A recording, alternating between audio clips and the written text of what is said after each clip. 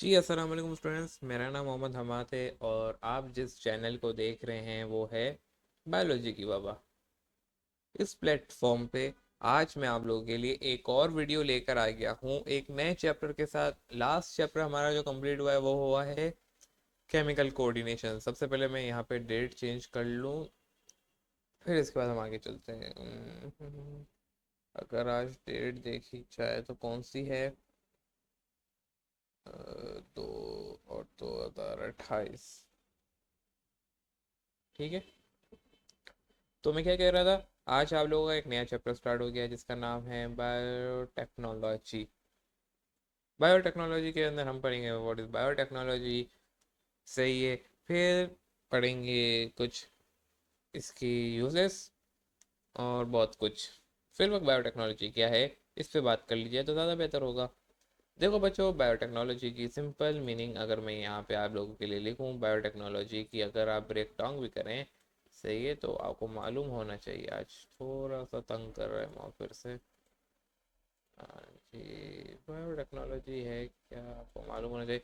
तो मैंने जैसे आपको बताया, बायोटेक्नोलॉजी एक ऐसा फेनोमेना है जिसे हम मल्टी डिसिप्लिनरी फील्ड है बायोलॉजी की। मल्टी डिसिप्लिनरी फील्ड है, अगर यहाँ पे मैं लिखूँ मल्टी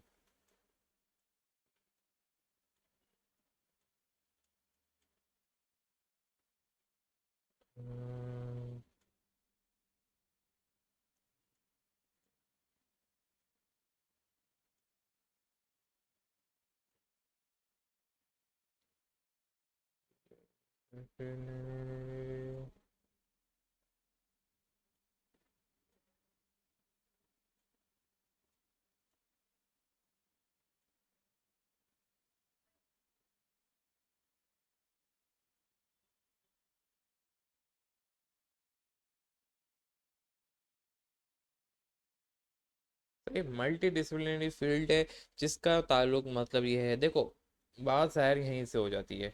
अगर आप इसको ब्रेक डाउन भी करें बायोटेक्नोलॉजी को, तो ये दो हिस्सों में हो जाता है आराम से। अगर देखा जाए तो यानी बायो मतलब लाइफ आ गई, वही बात है, पढ़ चुकी हैं। और टेक्नोलॉजी से साइंस आ जाती है, अब उसके अंदर कंप्यूटर, अब उसके अंदर कौन कौन सी साइंस आ जाती है, टेक्नोलॉजी हर जगह यूज़ हो रही है। अब अगर मैं इसको मज़ीद ब्रेक डाउन करूँ तो अच्छा रहेगा। तो बायोटेक्नोलॉजी मल्टीडिसिप्लिनरी फील्ड है जिसका ताल्लुक हर फील्ड से, हर सेक्टर से है।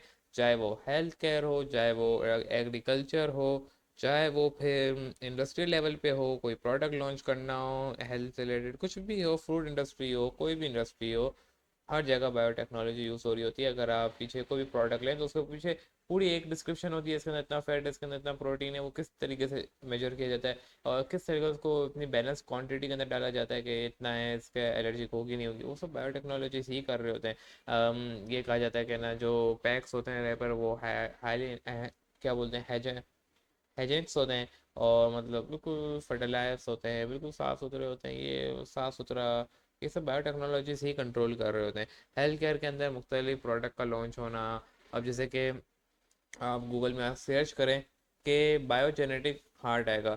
एक वो हार्ट जनरेट कर लिया गया है जो कि बायोटेक्नोलॉजी के ज़रिए जनरेट किया है हार्ट, और वो वुमेन के अंदर प्लेस किया जा सकता है, बिल्कुल उसी तरह से फंक्शन कर रहा है इवनली। तो ये वो फील्ड हो गई बायोटेक्नोलॉजी की जिसके अंदर आप हर जगह उसको यूज़ कर सकते हो। हेल्थ केयर क्यों ना, जैसे कि इंसुलिन, इंसुलिन के इंजेक्शन किस तरह से बनाए जाते हैं। अभी हम लोग केमिकल कोऑर्डिनेशन ही पढ़ के आ रहे हैं, उसके अंदर मैंने आपको बोला था इंसुलिन के इंजेक्शन दिए जाते हैं। तो वो किस तरीके से बनाए जाते हैं, वो एक हेल्दी पर्सन के निकाला जाता है उसके अंदर से, उसको अभी हम पढ़ेंगे इंसुलिन किस तरह से बनाई जाती है हेल्थ केयर के अंदर। हेल्थ केयर के अंदर ना इंसुलिन बनाने का पूरा तरीका प्रोसेस आपको अभी हम बताएंगे। तो किस तरीके से होता है, इंसुलिन को कट किया जाता है, उससे निकाला जाता है, फिर उसको इंसुलिन की जैसा बैक्टीरिया के अंदर डाला जाता है, और फिर इंसुलिन की कॉपीज बनाई जाती हैं, वो हम अभी सब पढ़ेंगे। और फिर इंसुलिन जो है, जो इंसुलिन प्रोड्यूस नहीं कर सकता, जो जिनके इंसुलिन प्रोड्यूस नहीं हो रही होती, उसके अंदर हम चेक कर रहे होते हैं इंसुलिन। ये पूरे एक तरीके हैं। तो इसको मुख्तलिफ जगहों पर यूज़ किया जा सकता है, कोई भी जगह हो, चाहे वो फूड इंडस्ट्री हो, चाहे वो एग्रीकल्चर हो, कॉटन हो, कॉटन भी हो गया, और सारी चीज़ें।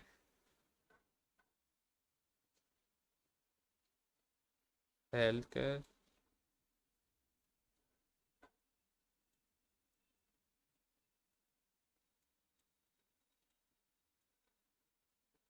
इसके अलावा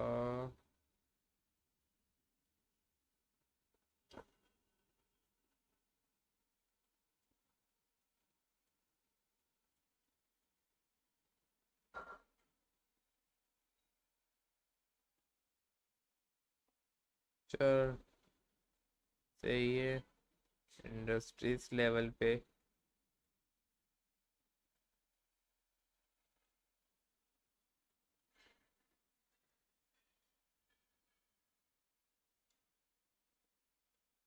इंडस्ट्रीज हो गई। एंड अगर मैं यहीं पे फिर जो है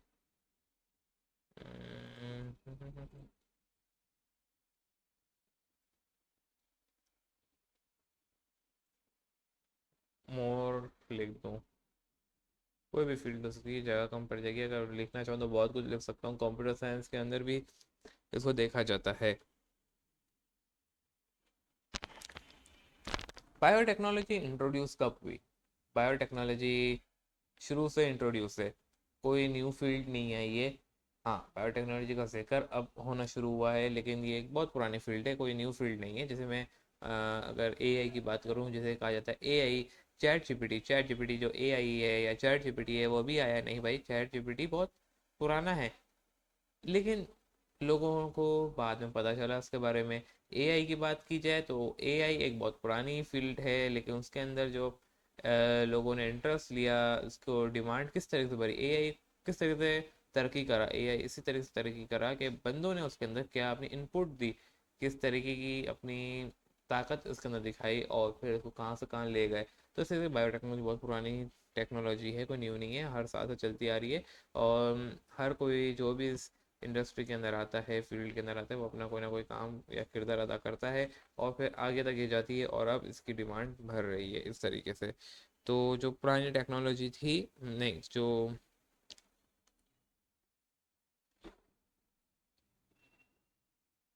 जो पुरानी टेक्नोलॉजी थी, जिसे पुराने तो क्लासिकल बायोटेक्नोलॉजी कहा जाता था, अब जो न्यू आई है उसे हम रिकॉम्बिनेंट डीएनए टेक्नोलॉजी कहते हैं, जिसके अंदर जेनेटिक इंजीनियरिंग आती है, जिसमें मैनिपुलेशन की जाती है to get desired result. Manipulation किस तरीके से की जाती है? मैनिपुलेशन इस तरीके से की जाती है कि मैनिपुलेशन का मतलब क्या है? मैनिपुलेशन का ये क्या जाता है कि हम पहले कोडिंग करते हैं पाइथन, कंप्यूटर को डेटा दे देते हैं, अब तो चैट जीपीटी का दौर है। अब हम उससे ना मुख्तलिफ रिजल्ट जनरेट कराते हैं, फिर इसके बाद हमको लैब में टेस्ट करते हैं, इसका मतलब मैनिपुलेशन, ताकि मैनिपुलेशन का हमें करेक्ट रिजल्ट मिले। और एक कॉम्बिनेशन डीएनए टेक्नोलॉजी किस तरीके से होती है, क्यों नाम दिया गया?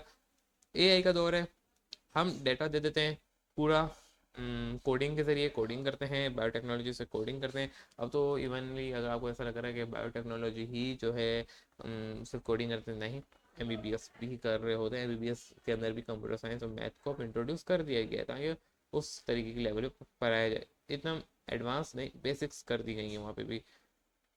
तो क्या किया जाता है रिकमेंड डीएनए टेक में? पहले तो कंप्यूटर के जरिए कंप्यूटराइज थिंग काम कर रहे होते हैं, मतलब रिजल्ट जनरेट करा रहे होते हैं। अब जैसे कि आपने पढ़ा होगा, कौन सा चैप्टर था, नाम याद नहीं आ रहा, इनहेरिटेंस के अंदर क्या नाम था यार उसका, खैर उसका जो भी नाम था, नाम याद नहीं आ रहा मुझे अभी। लॉ ऑफ इनहेरिटेंस था, नाम क्या था उसका, जो भी था चलो। लॉ ऑफ इनहेरिटेंस हमने पढ़ा था, जिसके अंदर उसने 7 कैरेक्टर को लिया था, फिर कराया था, क्रॉस करवाए थे। तो बहुत ही देर के बाद उसको जो है उसकी जो है रिजल्ट मिल रहे थे। बहुत सारे क्रॉस कराने के बाद जाके एक स्पेसिफिक रिजल्ट मिलता था जो वो डिज़ायर करता था। हर बार नहीं मिलता था तो वो फेल हो जाता था, फिर क्रॉस कराते कराते कराते कहाँ तक हो गई टेक्नोलॉजी इनहेरिटेंस की, कहाँ कहाँ पहुँच गए इंसान होता है फिर, मतलब किन किन चीज़ों में उसको देखा गया।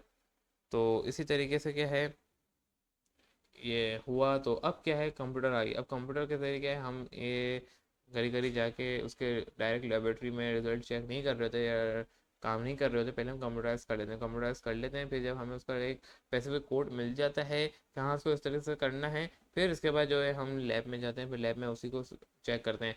अगर सही आया तो गुड है, अगर नहीं आया तो गलत, कंप्यूटर कंप्यूटर शायद गलत भी दे दे, तो हम वापसी उसको अपना डेटा देते हैं, वापसी उसके अंदर कुछ चेंजेस करते हैं, फिर लैब में जाते हैं अगर वो जिस चीज़ को हमें टेस्ट करना होता है। तो ये बातें थी, इसके बारे में भी हमने की। अभी हमने बातें कर ली हैं रिकॉम्बिनेट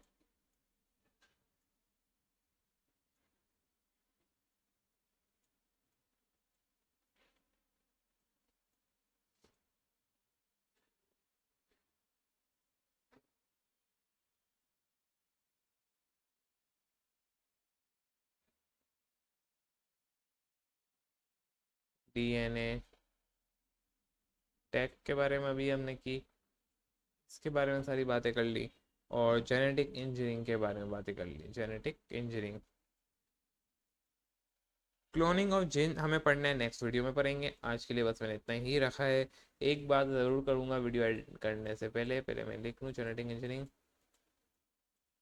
थोड़ा सा इंट्रोडक्शन देना था, वही दे दिया है। टाइम थोड़ा लेट हो रहा है, तभी बाद में नेक्स्ट वीडियो के अंदर उसको डिस्कस कर लेंगे, क्योंकि वो क्लोनिंग ऑफ जिन जो है थोड़ा सा बड़ा है, तो उसको नेक्स्ट वीडियो के अंदर ही रखते हैं।